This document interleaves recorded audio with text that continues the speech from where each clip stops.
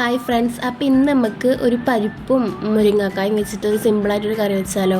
നിങ്ങളെ ഭാഗത്തൊക്കെ ഇങ്ങനെ ഉണ്ടാക്കുന്നുണ്ടെങ്കിൽ നിങ്ങൾ കമൻറ്റ് ചെയ്യട്ടോ. നമ്മൾ ഈ പാലക്കാട് സൈഡിൽ ഇങ്ങനെ ഉണ്ടാക്കല് അധികം ഈ മുരിങ്ങക്കായ വെച്ചിട്ട് ഇങ്ങനെ കറി വെക്കല് കേട്ടോ. അപ്പോൾ പരിപ്പും തക്കാളിയും മസാലപ്പൊടിയും ഒക്കെ നമ്മൾ ഒപ്പം വെച്ചിട്ട് പിന്നെ വേവിച്ചെടുക്കുകയാണ് കേട്ടോ ചെയ്യുന്നത്. അപ്പോൾ ആവശ്യത്തിന് പരിപ്പ് എടുത്ത് പിന്നെ തക്കാളി എടുത്തിക്കണ്, പിന്നെ ഒരു 3 പച്ചമുളക്, പിന്നെ 1 ടീസ്പൂൺ മഞ്ഞൾപ്പൊടി, 2 ടീസ്പൂൺ മുളക് പൊടി, 2 ടീസ്പൂൺ മല്ലിപ്പൊടി ഒക്കെ ടീസ്പൂണാണ് എടുത്തിക്കുന്നത്. പിന്നെ ആവശ്യത്തിന് ഉപ്പും ചേർത്തിട്ട് ആവശ്യത്തിന് വെള്ളവും ചേർത്തിട്ട് നമ്മളിത് വേവിക്കാൻ വെക്കുകയാണ് കേട്ടോ. ഞങ്ങളിവിടെ അടുപ്പിലാണ് ഉണ്ടാക്കുന്നത്. പിന്നെ ഇതിലേക്ക് പുളിക്ക് വേണ്ടിയിട്ട് ഒരു ചെറിയ കഷ്ണം മാങ്ങ ചേർത്തിട്ടുണ്ട് കേട്ടോ. ഇനി ഇതിൽ മാങ്ങ ഇല്ലെങ്കിൽ നമുക്ക് ഇതിലേക്ക് പുളിവെള്ളം ചേർക്കാം കേട്ടോ. അപ്പോൾ നമ്മളിവിടെ അടുപ്പിലാണ് വെക്കുന്നത്. അപ്പോൾ ഈ സംഭവങ്ങളൊക്കെ ഒന്ന് വെന്ത് വരട്ടെ കേട്ടോ.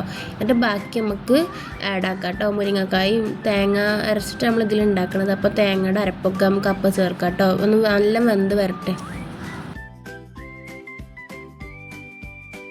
ഇപ്പം മുരിങ്ങയും തക്കാളിയൊക്കെ നന്നായി വെന്തിട്ടുണ്ടാവും. അപ്പോൾ നമുക്ക് ഇതിലേക്ക് ഇനി മുരിങ്ങക്കായ ചേർക്കാം കേട്ടോ.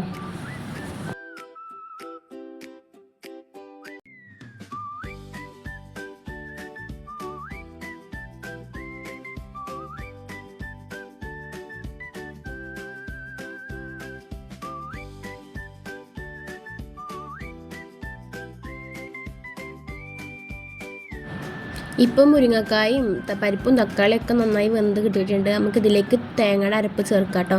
ഇതിൽ തേങ്ങയും പിന്നെ നമ്മളെ ചെറിയ ജീരകം ഉണ്ടാവില്ലേ, അതും ചേർത്തിട്ട് അരച്ചതാണ്. അതും ചേർത്ത് ആവശ്യത്തിന് വെള്ളം ഒഴിച്ചിട്ട് നമുക്ക് ഒന്ന് തിളപ്പിച്ചെടുക്കാം കേട്ടോ.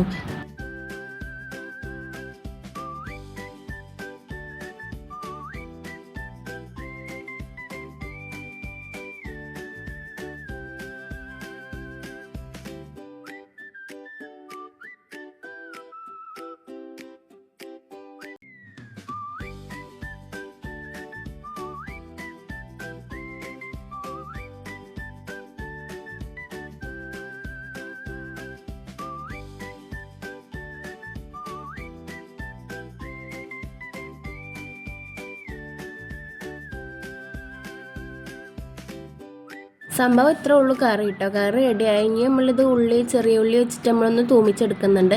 ആ തൂമിച്ച് ഇതിലേക്ക് ഒഴിച്ചാൽ നമ്മളെ കറി റെഡി ആയിട്ടോ. അപ്പോൾ നമ്മൾക്ക് ചോർക്കൊക്കെ നല്ല ടേസ്റ്റുള്ള കറിയാണ്.